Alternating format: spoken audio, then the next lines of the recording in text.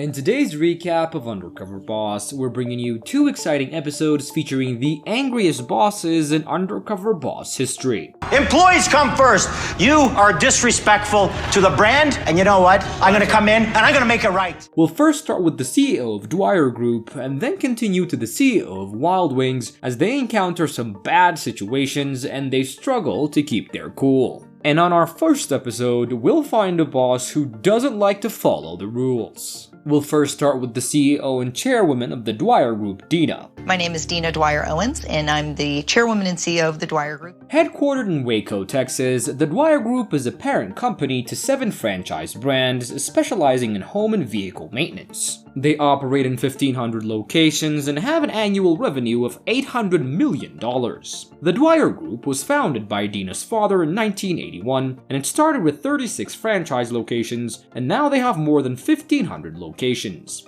Dina took over the CEO role after her father passed away, and at first people doubted her leading skills, but she quickly got respect by working hard and growing the company. Dina wanted to go undercover because since she became CEO, she feels like she's been disconnected from her employees and the franchises. And so, she wants to go undercover and see what problems they're facing so she can fix it. She'll be going undercover as Faith, an office assistant looking for a job in the field.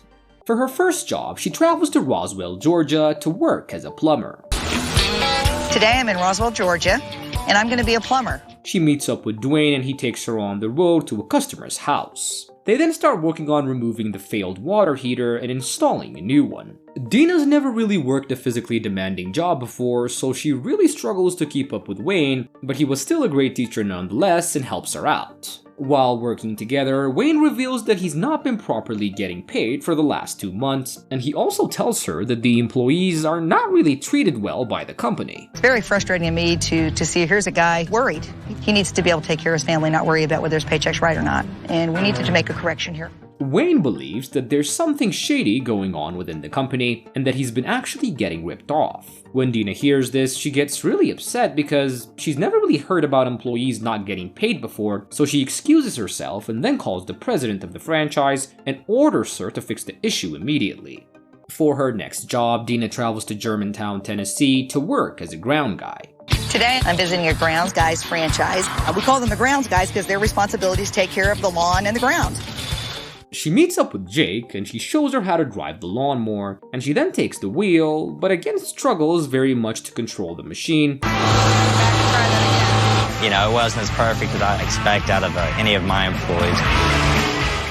And Jake was forced to stop her. They next move on to cutting down a tree, and surprisingly, she does pretty well at this job, and Jake was also a great teacher, so she picks up on it really quickly. For the next job, she travels to Deer Park, Texas to work as a franchise owner. Today I'm in Deer Park, Texas, and I'll be working alongside a Mr. Electric franchise owner. She meets up with Brock and he takes her on the road and they meet up with a customer. While driving, Brock reveals that he doesn't really like the company's standards and protocols, and he tells her that he likes to focus on the business side of things and says that customers don't also care about the protocols and that they just want their problems to be fixed really fast. Dina was quite upset to hear this since the protocols are put in place to protect both employees and customers, but she didn't want to blow her cover, so she keeps her cool. And I have to help them understand all the systems are necessary. It doesn't work real good. I am going to follow up on the situation, but right now I need to start working and deal with the customer. They then reach the customer's home shortly after, and Brock teaches her how to install light bulbs and sockets, and while working with him, she sees that he's a great owner with just one issue to improve on.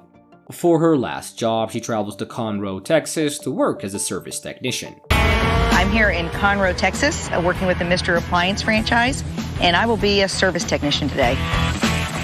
She meets up with Tana, who takes her to a customer's home, and she first teaches her how to fix a stove.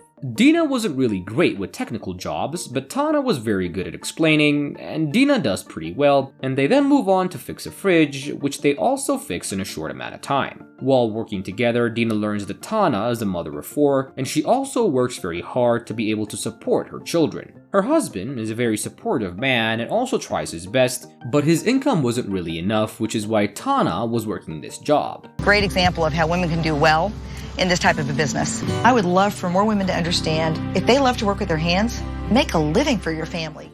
And finally, after these encounters, Dina's undercover time comes to an end and she invites her employees to reveal her true identity. So guys, if you're loving this episode, just wait for the next boss who will yell at a franchise owner and fire him on the spot. But for now, back to the episode at hand. First to find out Dina's true identity was Brock. She tells him that she was happy he was able to grow his company, but him not following the company's standards was unacceptable, and she then explains to him why the rules are there and why they're very important. And Brock then understands everything and promises to follow all the protocols. But you're never doing everything perfect all the time. Anytime you have an opportunity for improvement, you want to give it a try. Next in was Wayne, and she tells him that she appreciates him telling her about the pay cut, and she then informs him that all those problems are fixed now and gives him $20,000 so he can pay off his mortgage. The fact that she's giving me $20,000 towards a home is just, I don't even know how to thank somebody for something like that. Next in was Jake. She tells him he was a great teacher and that she had fun with him, and she then offers him a franchise with everything paid off, and on top of that, she gives him a brand new car. This is the most amazing thing that's ever happened to me. Last in was Tana, and she tells her that she was an amazing employee and offers to mentor her, and she then gives her $10,000 for each of her children's education and another $25,000 to help out with other financial problems. It's definitely a blessing. That's all I can say. Let us now follow our next boss, the founder and CEO of Wild Wings, Rick. My name is Rick Neckace. I'm the owner of Wild Wing Restaurants. Wild Wings is one of Canada's largest chicken wing chains with nearly 100 restaurants. Wild Wings has been riding high for the last decade, but since the economic depression, they've kind of been struggling. Rick grew up in Ontario and he was from a poor immigrant family that valued education, but when he turned 16, he wanted to become a movie star, so he saved his money and moved to America. That dream didn't actually come true, but 2 years later, he moved to Florida and became a boxing promoter. Rick also became a party boy and a heavy alcoholic for the next 10 years. But things changed when he knew he was gonna have a baby and he cleaned himself up.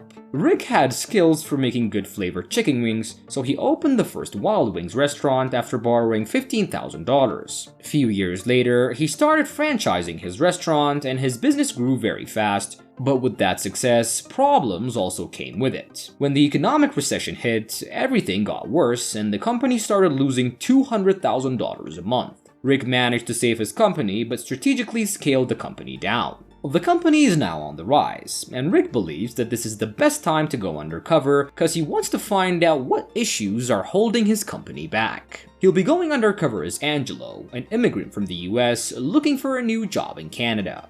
For his first job, he travels to Ottawa, South Ontario to work as a bartender. I'm on my way to Ottawa South location. It's one of our more profitable locations. It's a Friday night. It should be very, very busy, and I look forward to getting... Rick has worked as a bartender when he lived in Florida, so he's pretty confident that he could do this job. He meets up with Brittany, and they then start the job by changing kegs. They then move on to taking orders from customers, and Brittany sees Rick is very stiff when talking to the customers. And so she gives him some pointers and shows him how to be more relaxed and approachable. Rick improves a little, but he accidentally messes up a customer's order and gives them free food. Brittany tells him that employees make a mistake and they pay for it out of their pocket, so Rick pays for the customer's meal. On their break, Rick asks Brittany what she would change if this was her restaurant, and she tells him that the company changes menus too often and they don't really listen to feedback, so even when there's a new menu item that's very popular, it gets changed a few months later and they end up losing customers. Our Thursday promotion, once I get rid of the burger,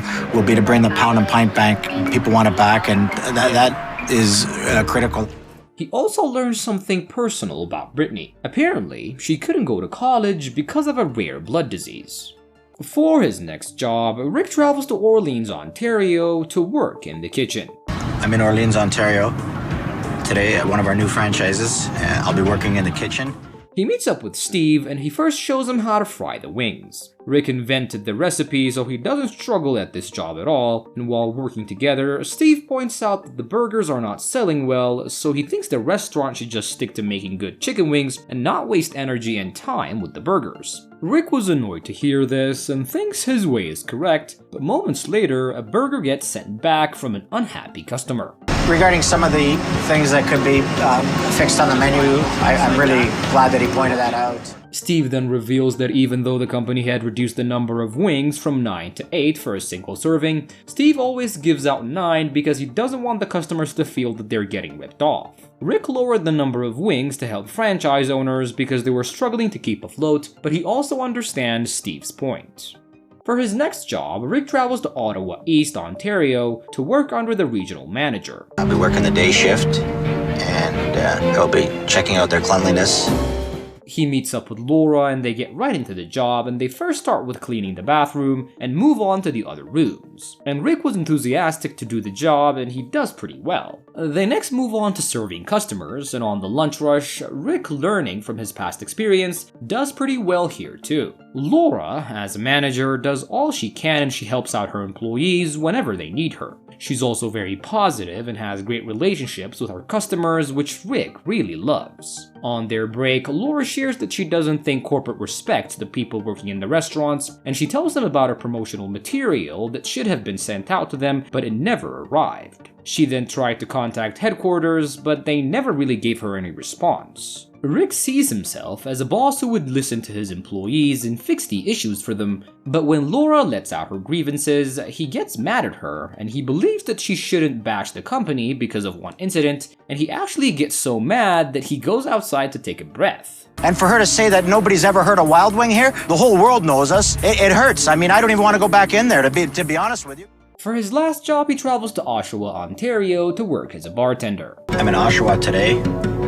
Sales have been dropping dramatically here, and I gotta really assess what's going on here. He meets up with Sabrina and she gets him right into the job, and they first start with bringing in the ice for the machine, and they then move on serving the customers. Sabrina's work is pretty intense as she juggles 3 jobs, so when Rick tries to do it, he struggles a little bit. Rick sees that this store was using complicated daily special menus, so when he asks Sabrina why they do this, she tells him that the owner does it, and she also tells him that the owner does other things that are not allowed within the company, and he's also a very mean owner that yells at his employees and doesn't treat them well. After the lunch break, Rick returns for his shift, but he's greeted with screaming coming from the office. Sabrina then comes out of the office very upset, and we see that she was arguing with the owner. Rick is angry by what he was seeing, so he asks Sabrina to bring the owner to the restaurant. The owner comes out shortly after and immediately recognizes Rick, and then tries to act nice, but Rick loses his shit and angrily tells him to apologize to Sabrina, and the owner then says sorry, but Rick wasn't done yet, and he condemns him for treating her really badly and offers Sabrina a job that pays triple her salary. Rick then disconnects his relationship with the owner and Don't do that. You don't need my name. You don't need my name. Call it Dave's Wings. Come on. I love you, Rick. No, you don't love me. Give me a break. apologizes to Sabrina on how she was treated. And finally, Rick's undercover time comes to an end and he invites his employees to reveal his true identity. First in was Steve. He tells them that he had a great experience with him and then offers to send him to a fully paid vacation. That really means a lot to me. Thanks. Want to definitely get home and see the fiance and tell her all the good news. Next in was Brittany, and he tells her that she was an amazing employee, and also offers to send her to a fully paid vacation with $5,000 of spending money. It means a lot to me. Yeah, it's intense. It's a dream come true for me, yeah. Next in was Laura, and he tells her that she was a great manager, but he says her views on the company were incorrect, and he tells her that he will improve on the communication system. He then offers to send her and her family on a vacation and also gives her $5,000 as well. It's, overwhelmed. It's nice to be told that, you're doing a good job. Last in was Sabrina. He apologizes for the way she was treated, and he gives her a brand new car and reconfirms her pay raise. A fresh start. All right. I'm excited. I'm ecstatic. I'm nervous, but happy.